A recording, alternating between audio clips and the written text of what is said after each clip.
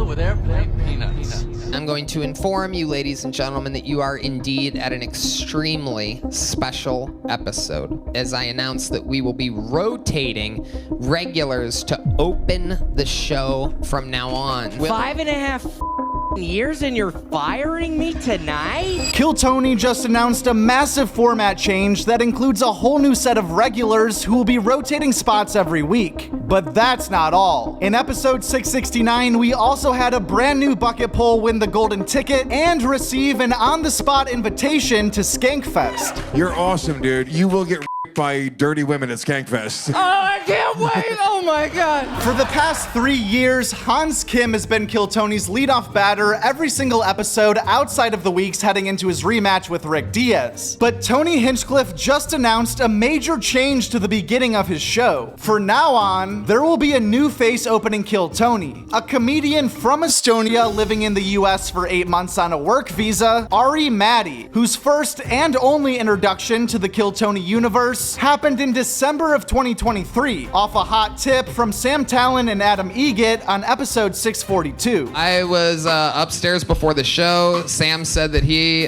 noticed a funny comedian was here. Adam, the talent coordinator here, at the same time walked by and said that I just saw a great guy. And I said, they never tell me when anybody's good. I always send everybody to them. So this is the first time that I'm going to get to see somebody that my friends have told me is funny. And he's from Estonia and isn't in town for long. So I've never literally seen him before, but funny people have told me he's funny. We're gonna give him a shot. Make some noise for Ari Matti, everybody. Here we go.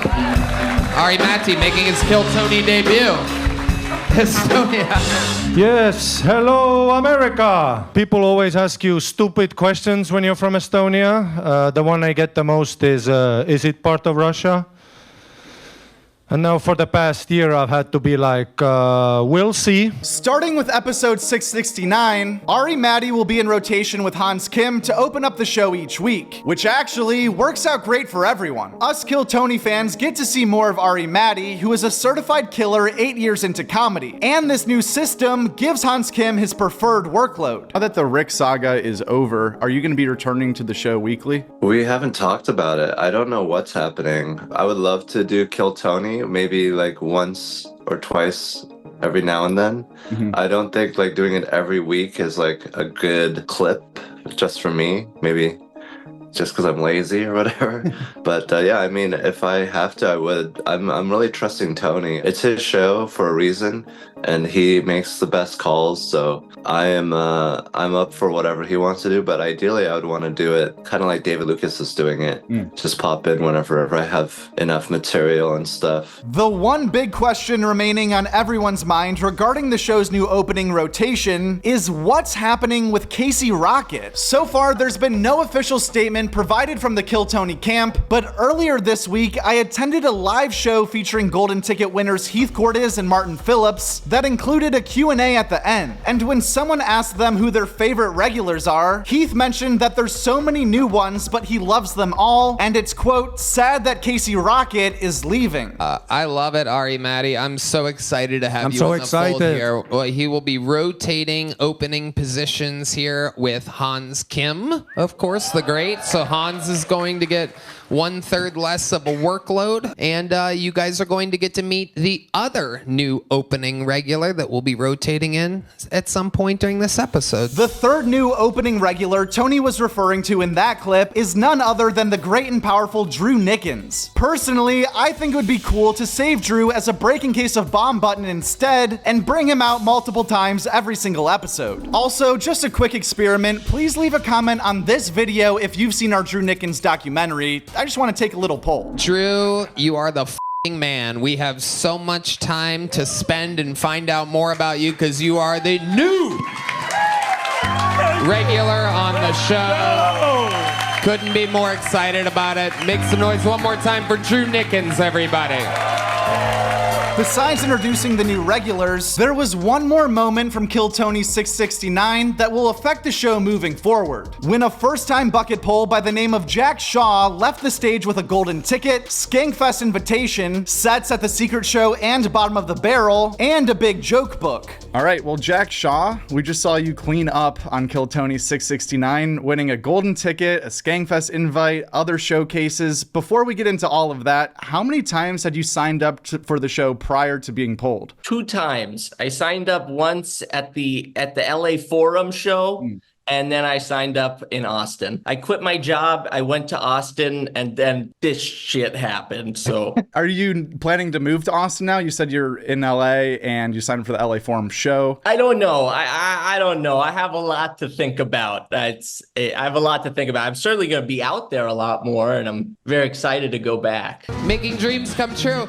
Take note, what you just saw is people coming from Los Angeles to make it in the comedy world here in Austin, Texas. So you had a great 60 seconds to open it up of stand-up, but it seems like your interview portion secured you that golden ticket. Prior to the show, had you put much thought into what you wanted to talk about with Tony, and did you expect him to have this type of reaction to you? Bro, if you watch Kill Tony, you know how mean he can be to people. And I was so genuinely shocked at how much they were enjoying it. I went through so many episodes, wrote down every question that they have asked people in the past. I wrote down possible answers, and they didn't ask me any of those questions except for the job. I was very happy they asked me about that. Speaking of your job, what is the hardest part about teaching kids traffic safety? Genuinely, I mean, it's like actually having them not walk into traffic. They're kids, and we're like standing on a street corner, and we're like, okay, don't go over there where there's cars zooming by. And it's so stupid that I'm in the control of children's lives. I really am. I hope stand-up's going to start working so I don't have to do that anymore. Most people know Kill Tony's on a few week tape delay. What is it like knowing that you have this insane thing happen to you, but you have to walk around? Are people believing you when you're telling them what happened? Is it just a weird like ticking time bomb? Like in 3 weeks, I'm going to be famous. The internet's going to know. No, I mean, I felt sick the entire time. I wanted to vomit everything inside of me. And it was honestly like the happiest anxiety I have ever felt. Like, I'm an anxious guy. I'm sure you can tell that by my act, but that's very true. I'm a super anxious person. And like the time before the episode came out, I got to just kind of enjoy it with the people who I'm closest with. And that was really beautiful. That was really special. So I loved that. Well, my next question for you here, how are you feeling about Skankfest? What are your expectations for this VIP experience? I'm sure you didn't see that coming. Dude, I had no idea. So, as you know, everyone's across the street at a bar, Poor Choices, and we have no access to the show. I don't know what's going on. I didn't know who the guests were. I didn't know that was the thing of the night to get. I'm still a bit in shock about it, truthfully. I can't wait. The lineup is insane. It's with people I idolize. It's a little bit unfathomable that I'm in this position. So I'm just grateful, honestly. Well, we've seen a lot of bucket polls do very well, have big episodes, notable appearances on Kill Tony, but you by far collected the most hardware, from the golden ticket to the Skankfest invite to the showcase in front of Adam Egget, bottom of the barrel, and the secret show. How did the rest of those gigs go for you? They were amazing, dude. It was just so much fun. I had a great time. Was it the bottom of the barrel, the improv show? How was that? That is the most fun stand-up show I've ever done. If anyone has the chance to go see Bottom of the Barrel at the Mothership, you will see people have the best time on stage. Because it's no material. If you know what the show is, no material. You go up, the audience writes premises, they put it in a bucket, this little barrel, and you just take them out and riff on them. Everyone loves when things seem like they're coming off the top of your head, and I get it. It was so much fun. It was just a great time. Well, Jack Shaw, thank you so much for your time today. One last question here before you go. How long have you looked like a young Rick Glassman? Dude, I've been being told that for so long, and I don't know, a while. Well, Jack, again, congratulations. Do you have anything else to plug? Any socials, any upcoming shows, anything you think the people should know? Just last words to the Joke World subscribers. Yeah, man. Follow me on Instagram, TikTok, YouTube, Hijack Shaw, HIJACKSHAW. That's where I'm going to find out what happens next. I don't know what's going on right now, dude. This is up. I'm so happy, man. This is great. Yeah, not to rain on your parade, but are there any downsides of winning a golden ticket? Like, everyone has these expectations. Is there anything negative at all that you've experienced? Well, actually, a lot of people are calling me retarded on Reddit, and I didn't know I didn't know that about myself, but because I'm from LA, nobody says that, but Reddit does. So it was really funny to see all that.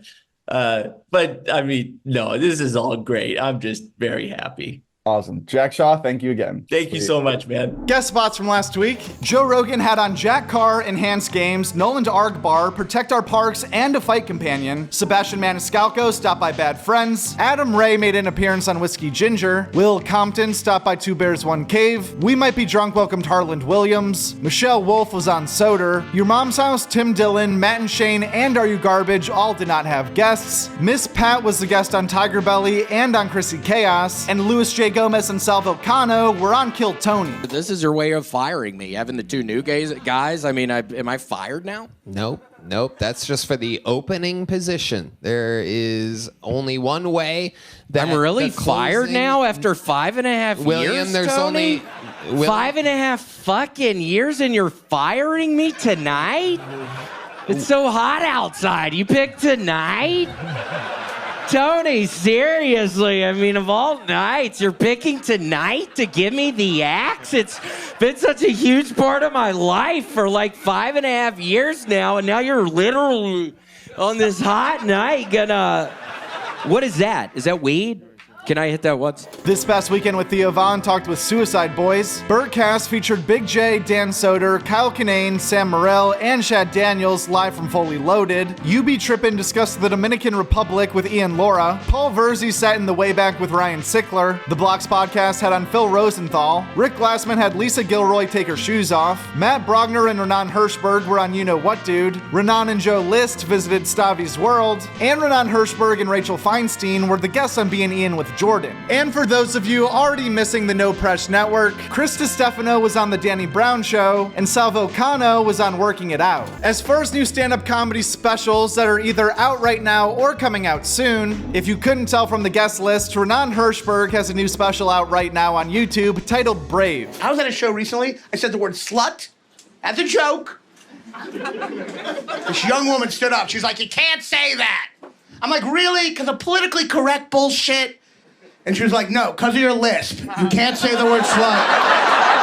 Also out right now on YouTube is Zoltan Kazas, Honorary Jones, Adam Ray, Like and Subscribe, Gary Veeder, It Could Be Worse, Salvo Cano, Terrified, Jen Cobber, No Files on Me, Tyler Fisher, The Election Special, live from the Comedy Mothership, and Ali Sadiq, Domino Effect Part 4, Pins and Needles, which is the 4th installment in an amazing series about Ali's life that we even interviewed him about in a separate video that you can watch after this. Out right now on Prime Video is Rachel Scanlon, Gay Fantasy, and out on Max is Hannah Einbinder, Everything Must Go, and Ian Lara, Romantic Comedy. There's also 2 new specials coming out in a few weeks that will both be coming out on July 9th. Starting off with Sam Morril, You've Changed on Prime Video, and Hannah Berner, We Ride at Dawn, premiering on Netflix. We also will be keeping an eye on Tim Dillon's new special, which he just recorded at the Comedy Store in Los Angeles last week. And last but not least, the Joke World Best of June video will be coming out very soon on this channel, so make sure you're locked in by subscribing and turning post notifications on if you don't want to be the laughingstock of your local community for missing the Best of the Month video. Also, let me know in the comments what you think of these changes coming to Kill Tony and when you became a fan of their show. For the people who have been watching since the Comedy Store days, it's wild to see everything that's unfolded so quickly for Kill Tony in Austin, Texas, and it's hard to even imagine where this show will be 11 years from now. But obviously, the sky's the limit for Kill Tony, and the sky could be the limit for you too if you just press subscribe. Thank you for watching. Sorry I lost my cool there. At Joke World. That's Joke World. And the world is WRLD. That's a great YouTube channel, Joke World. Check it out.